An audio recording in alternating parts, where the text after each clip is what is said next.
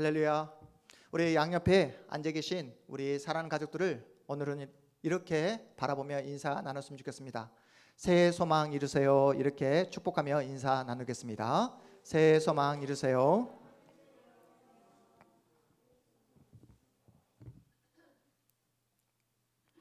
오늘은 2025년도 첫 번째 주일입니다.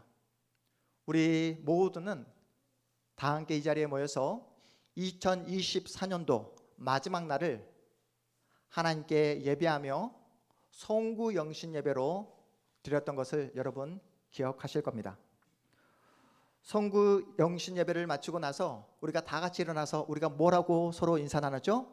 새해 복 많이 받으세요 라고 인사를 나눴습니다. 우리는 송구영신 예배로 2025년도 새해를 맞이했지만 예수를 모르고 예수를 믿지 않는 세상 사람들은 여러분 뉴스 보도를 보셨잖아요.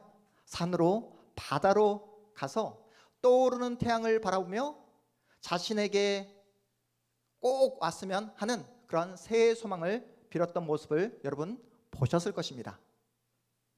그렇다면 여러분 올 한 해 어떤 복을 받기를 원하십니까? 나는 이 순간 이 복만 받게 되면 더 이상 눈물을 흘리지 않을 것이며 더 이상 불평하지도 더 이상 불만을 갖지 않고 날마다 감사하며 만족하며 살아가겠노라 하는 그 복은 무엇입니까? 그 복을 여러분 지금 이 시간 마음속에 한번 소망하며 그려보았으면 좋겠어요. 어떤 소망이 어떤 복이 올 한 해 나에게 임하면 좋을지를 한번 기대하는 마음으로 마음속으로 그려보시기 바랍니다. 스승님 뭐라고? 행복. 어떤 행복이요? 뭐가 주어지면 행복할 것 같아요? 네, 삶의 행복이. 네. 이런 말을 갖다가 뭐라고 하죠? 동어 반복이라고 하죠. 똑같은 말을 하는 거를. 그러면 여러분 이 세상에 복 받기를 싫어할 사람이 누가 있겠습니까? 모두는 복을 좋아하고 복을 받기를 원합니다. 모든 사람들은 저마다의 복을 소망하며 새해 소망을 가지고 2025년도 한 해를 힘차게 뛰어가고 있습니다. 그렇다면 성경이 말씀하는 진짜 복은 무엇일까요? 성경이 우리에게 신자인 우리에게 말씀하고 있는 진짜 복, 짝퉁복이 아니라 진짜 오리지널 복은 무엇일까요? 오늘 말씀을 통해 성경이 말씀하시는 그 진짜 복이 무엇인지 바로 알고 그 진짜 복을 마음껏 누리는 복된 은혜 시간 되시기를 주님의 이름으로 축복합니다. 우리가 함께 읽은 고린도후서, 이 고린도후서의 저자가 누구죠? 바로 여러분이 잘 알고 있는 사도 바울입니다. 사도 바울은 고린도 교회 성도들 향해 쓴 편지 글이 바로 고린도 전후서입니다.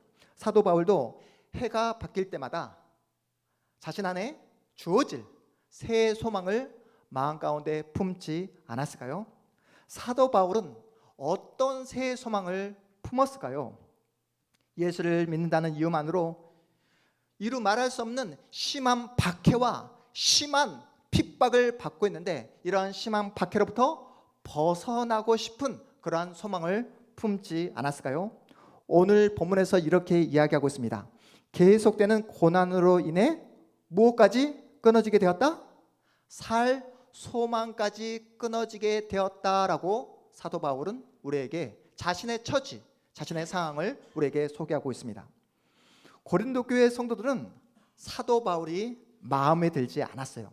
자신들에게 복음을 전해주고 자신과 함께 고린도 교회를 세운 요즘으로 치면 담임 목사인데 이 담임 목사인 사도 바울이 마음에 전혀 들지 않았습니다. 왜요? 자신들의 눈으로 볼 때 자신들의 담임 목사가 너무나 형편없게 보였기 때문에 그랬던 거예요. 온 천하 만물을 창조하신 하나님께서 왜 하필이면 이토록 형편없는 담임 목사를 자신들에게 보내주셨을까? 하나님이 보낸 사람이라고 한다면 어찌 이렇게 형편없을 수 있단 말인가? 외모를 봐도 또한 말의 그 언행을 말주변을 봐도 전혀 하나님이 보내주신 그 사도처럼 보여지지 않았기 때문에 그렇다는 거예요. 여러분, 바울이 당대 최고의 학벌을 가진 사람이었다는 것 여러분 기억하고 계시죠? 어느 문화생이었죠? 당대 최고의 학벌인 가말리엘 문화생이었습니다.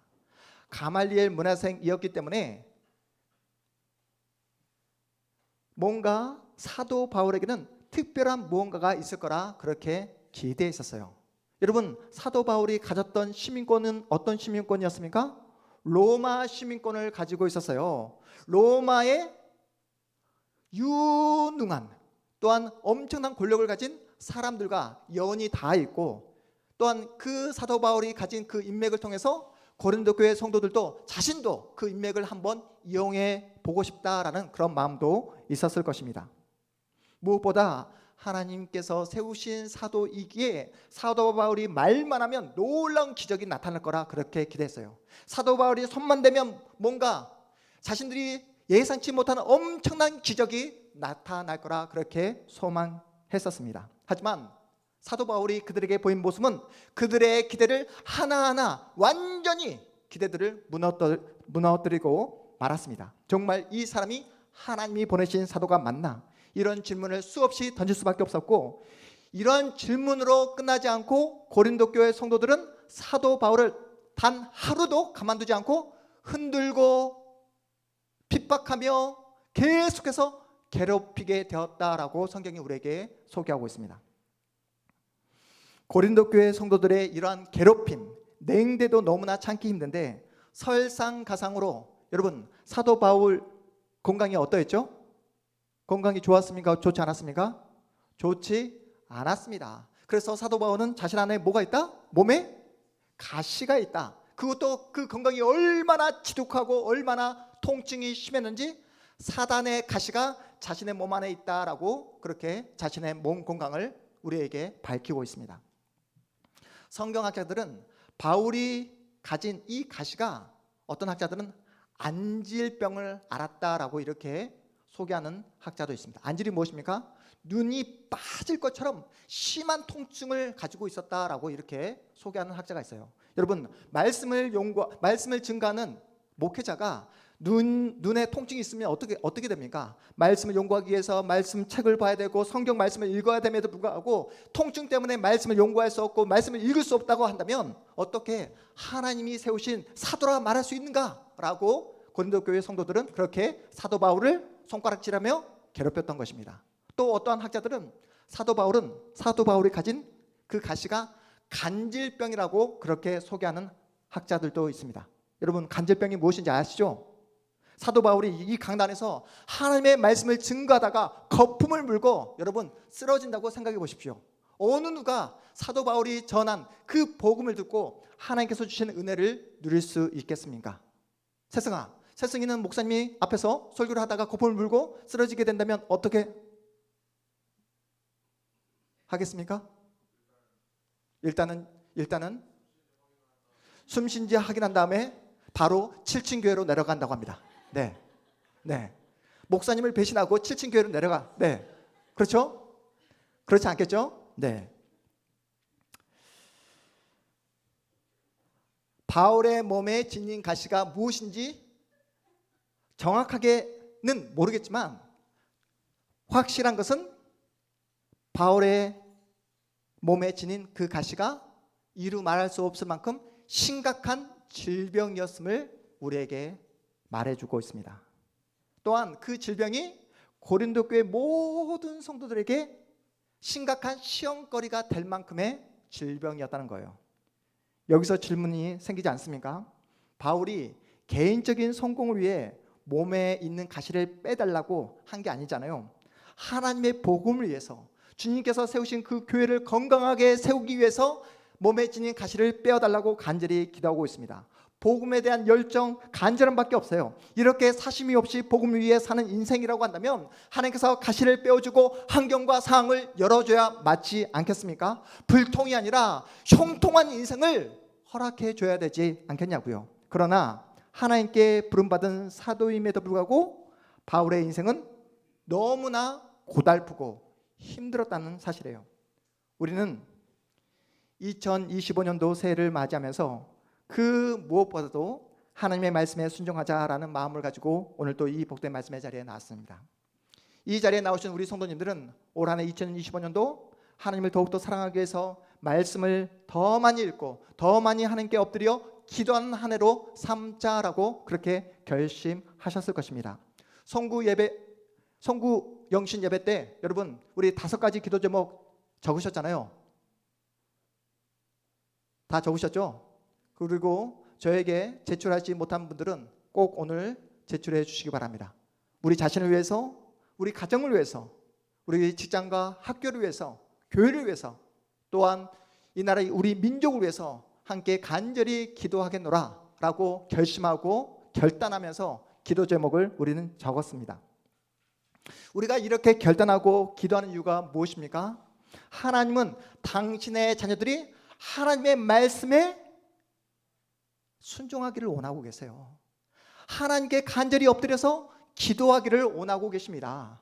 그렇게 말씀에 순종하고 기도하는 자녀에게 하나님은 복을 주시기를 원하고 계세요.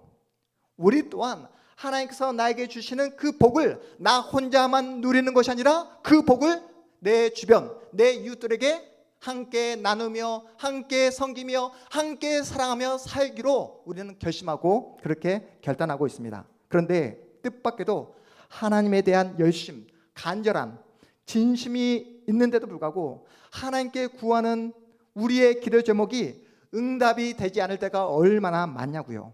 환경이 열려지고 형통의 축복이 주어지면 과연 하나님은 살아계시는구나, 하나님께서 내 기도에 응답해 주시구나, 하나님께서 오늘도 나를 통해서 역사하시는구나 이렇게 마음껏 고백하고 싶지만, 하나님의 은혜를 마음껏 간증하고 싶지만 우리의 상황과 형편과 사정이 어떻습니까? 하나님의 일하심, 응답이 전혀 느껴지지 않을 때가 얼마나 많은지 모른다는 거예요. 내 자신의 개인적인 욕심을 위해 구한 것도 아니고 나를 드러내기 위해 구하는 기도 제목이 아님에도 불구하고 하나님께서 그토록 우리의 기도 제목에 응답해 주시지 않는 이유가 무엇일까요? 이러한 근원적인 질문을 가지고 오늘 새해 첫 번째 주일 예배를 드리는 우리 성도님도 계실 것입니다. 사도 바울이 그토록 고달픈 인생을 살았던 이유가 뭐라고 성경이 우리에게 말씀하고 있는지 오늘 본문 9절 말씀 함께 읽어보겠습니다. 9절입니다. 함께 읽습니다. 시작. 우리는 우리 자신이 사형 선고를 받은 줄 알았으니 이는 우리로 자기를 의지하지 말고 오직 죽은 자를 다시 살리시는 하나님만 의지하게 하심이라. 다시 한번요. 사도 바울에게 고달픈 인생, 고난과 아픔과 눈물을 허락하신 이유가 뭐라고 성경이 말씀하고 있는지 다시 한번 읽어보도록 하겠습니다. 시작. 우리는 우리 자신이 사형 선고를 받은 줄 알았으니 이는 우리로 자기를 의지하지 말고 오직 죽은 자를 다시 살리시는 하나님만 의지하게 하심이라.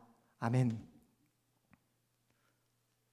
하나님께서 바울에게 고달프고 눈물 나고 힘든 인생을 허락하신 이유를 성경이 우리에게 이렇게 설명하고 있습니다.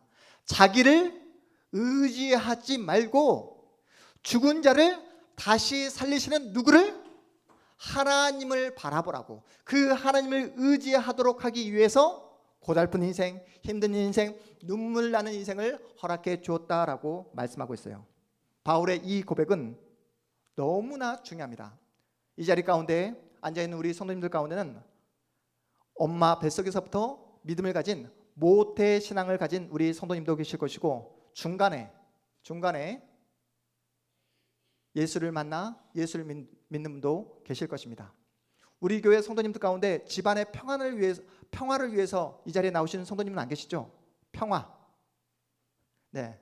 교회에 안 나오면 집안에 불화가 생기고 갈등이 생기고 싸움이 날까봐 어쩔 수 없이 평화를 위해서 나오신 우리 성도님은 안 계실 것입니다.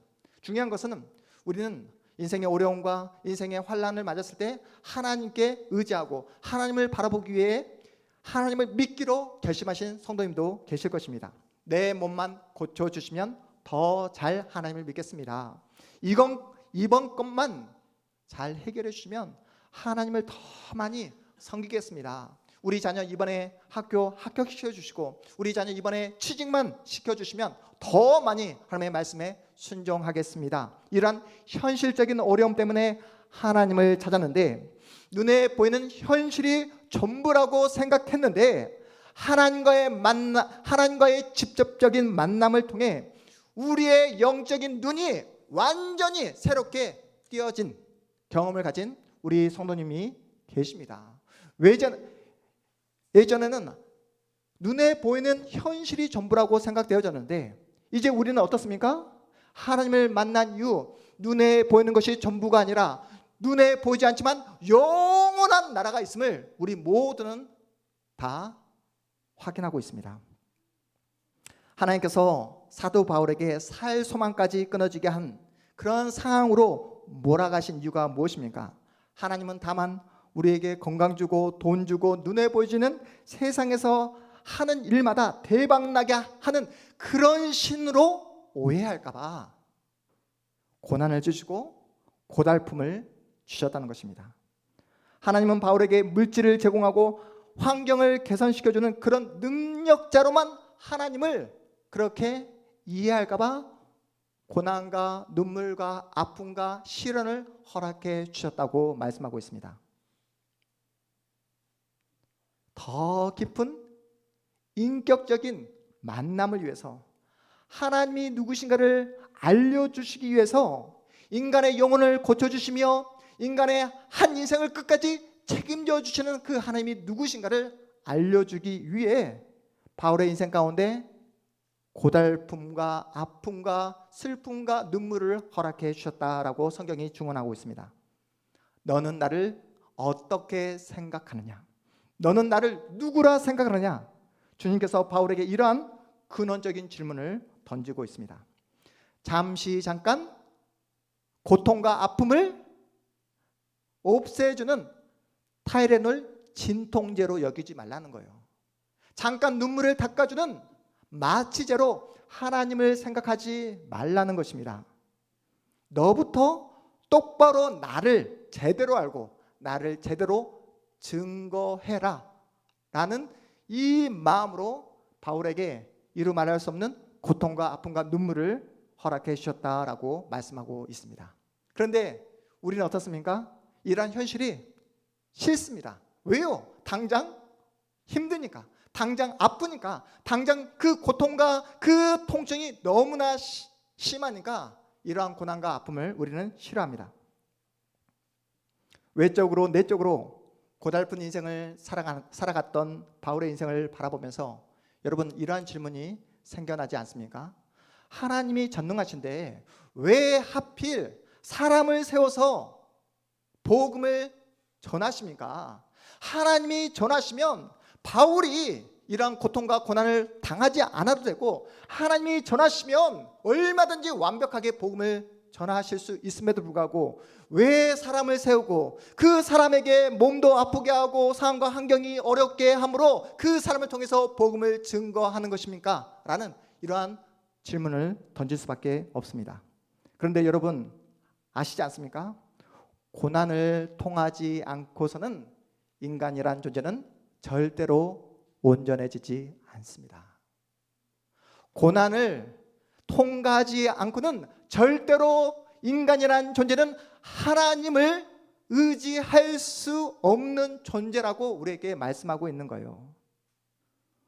고난을 통해서만 고통을 맛보지 않고서는 하나님이 누구신지 내가 얼마나 연약하고 부족하고 허물이 많은 존재인가를 깨닫지 못한다라고 말씀하고 있습니다. 우리가 그렇게 생겨 먹었어요. 우리 인간의 존재에 결함이 있다는 것을 성경이 우리에게 밝히고 있습니다. 지금 우리 교회에 건강이 좋지 않는 성도님들이 계십니다. 연로하셔서 지금 교회에 나오지 못한 성도님도 계십니다. 또한 머리에 두통이 너무 심해서 잠을 제대로 자지 못하는 우리 집사님도 계십니다. 그런데 여러분 몸이 아프잖아요? 짜증이 납니다. 왜 이런 고통, 이런 아픔을 나만 겪어야 되나? 라는 부정적인 마음도 들지만 또 다른 한편으로는 여러분 몸이 아프신 분들은 아실 거예요. 몸이 아프니까 더 많이 하나님께 엎드리게 되고 겸손하게 되고 하나님을 더 많이 의지할 수밖에 없다는 사실이에요. 내 건강을 자신할 수 없고 나의 내일을 내 스스로 내 힘과 능력으로 담보할 수 없기에 더더욱 하나님께 엎드리며 하나님을 의지하는 자리로 나아갈 수밖에 없다는 사실이에요. 하나님은 어떻게든 우리의 삶에 깊숙이 찾아오셔서 우리를 낮추시고 우리를 겸손케 하심으로 우리로 하여금 하나님만 의지하는 자리로 우리를 몰아가시는 우리의 아버지인 줄 믿으시기 바랍니다. 2025년도 새해가 밝았습니다. 여러분은 지금까지 어떠한 인생의 발자국을 남기셨습니까? 오늘 교회 강구를 들었듯이 지금도 여전히 귀여운 우리 서진이가 이번에 초등학생이 되는 해입니다. 아직도 앳된 우리 태희가, 우리 이한이가 중학생이 되는 해이기도 합니다.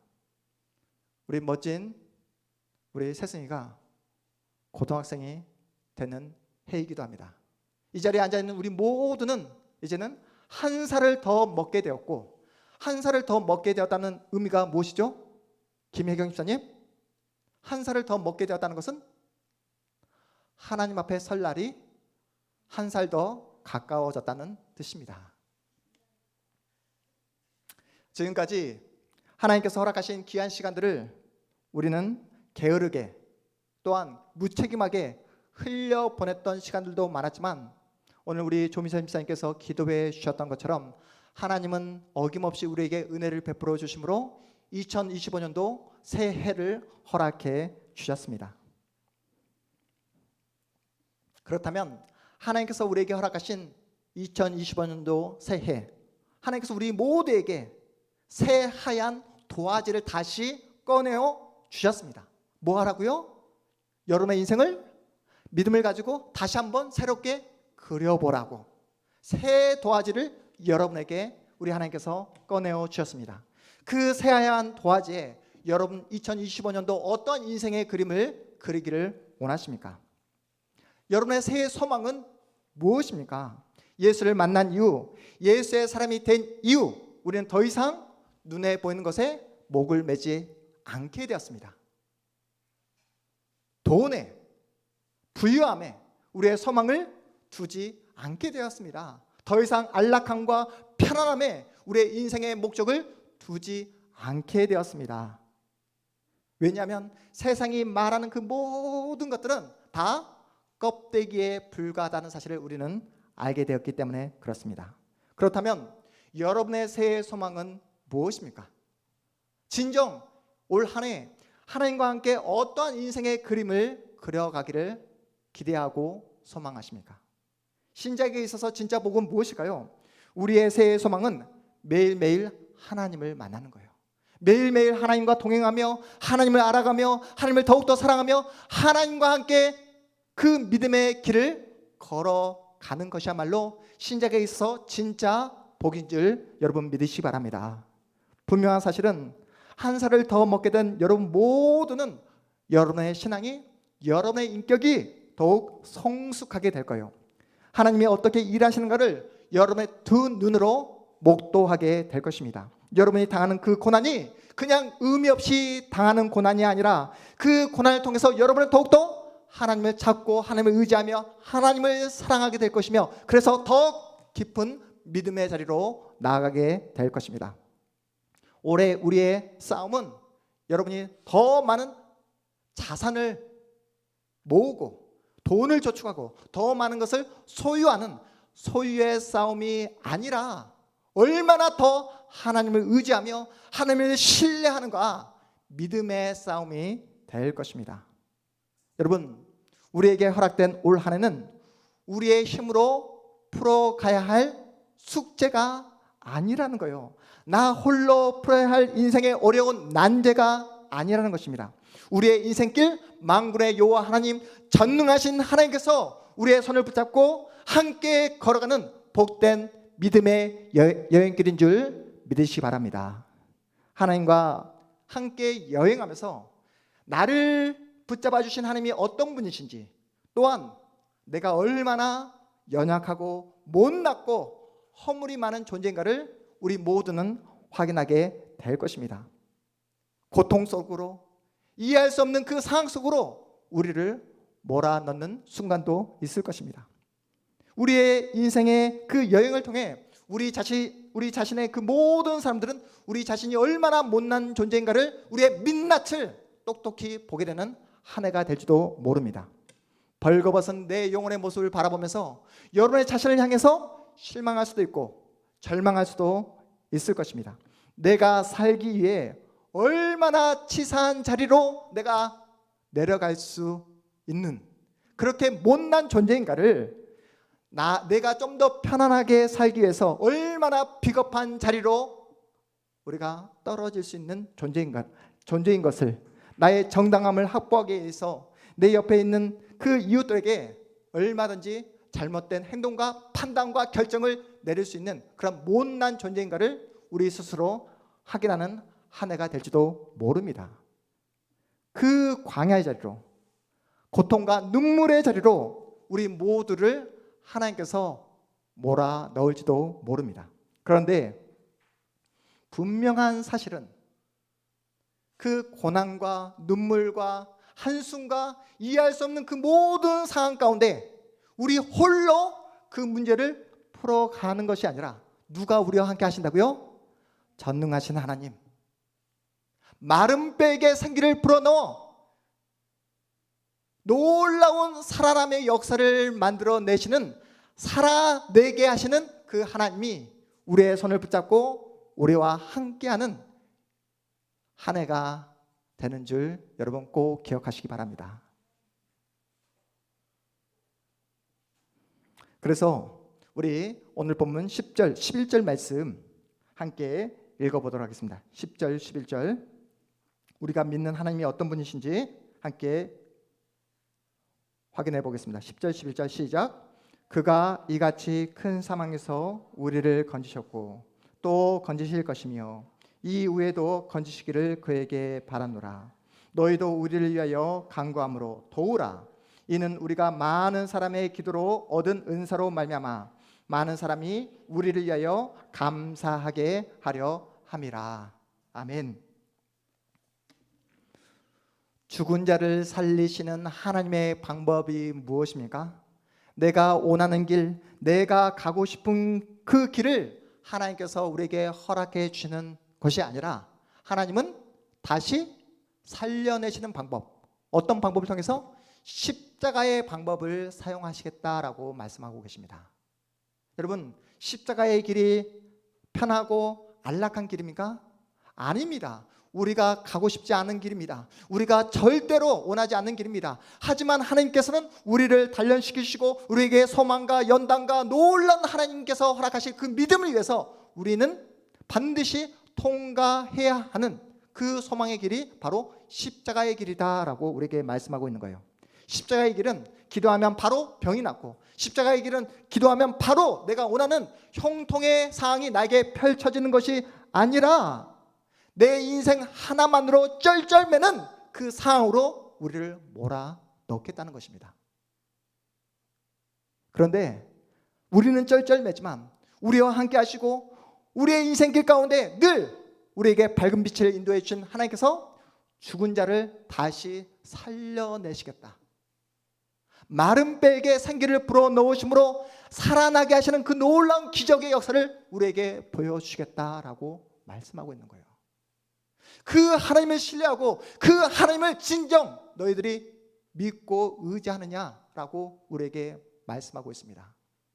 오늘은 2025년도 첫 번째 주일 예배입니다.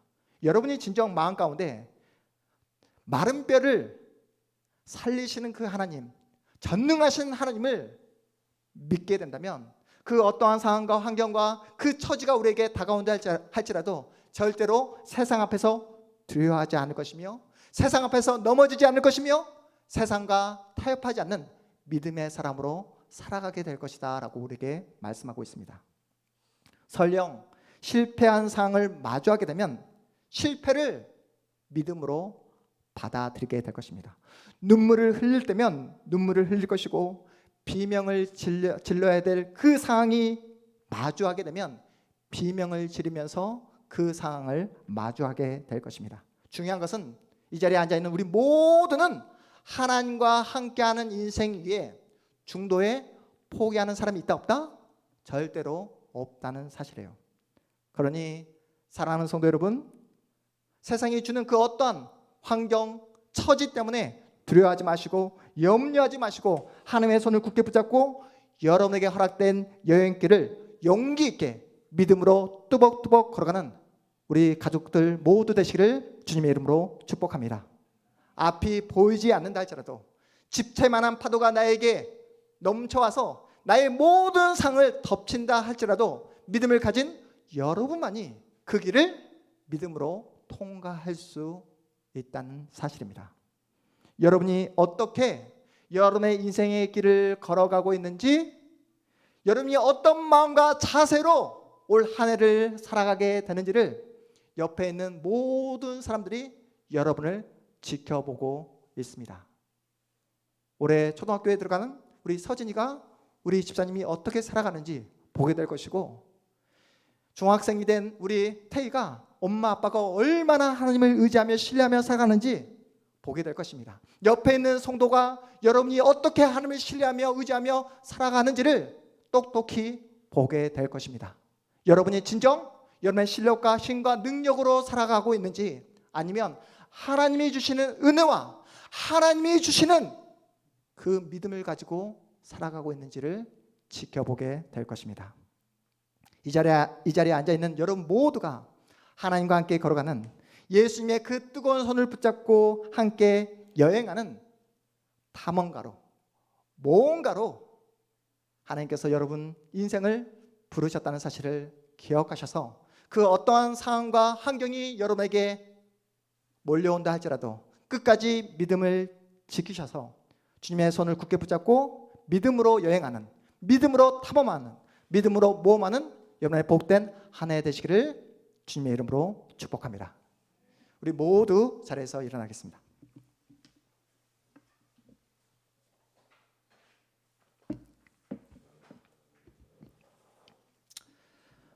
오늘 우리에게 주신 말씀을 붙잡고 이 시간 간절한 마음으로 함께 기도하기를 원합니다. 하나님 아버지, 우리의 삶에 어떠한 고난과 아픔, 그리고 집채만한 강풍이 불어 닥친다 할지라도 하나님께서 내 인생과 운명을 붙잡고 있다는 사실을 날마다 기억하게 하게 하여 주시옵소서. 하나님과 함께하는 여행, 탐험, 모험임을 깨닫게 하심으로 내 인생을 다른 이에게 떠넘기지 않도록, 나의 책임을 내 옆에 있는 사람에게 떠넘기지 않도록 끝까지 우리의 책임과 역할을 감당할 수 있도록 우리에게 믿음을 더하여 주시옵소서. 우리의 자리를 끝까지 믿음으로 지켜낼 수 있도록, 그래서 위대한 하나님의 사람으로 성장하며 자라날 수 있도록 하나님 우리에게 믿음을 허락하여 주시옵소서. 하나님 우리에게 은혜를 공급하여 주시옵소서. 하나님 우리를 끝까지 붙잡아 주시옵소서. 올 한 해 우리 하나님께서 가장 복된 길로 선한 길로 인도하여 주시옵소서라고 이 시간 주의 이름 간절히 부르시고 함께 기도하며 나가도록 하겠습니다. 주여,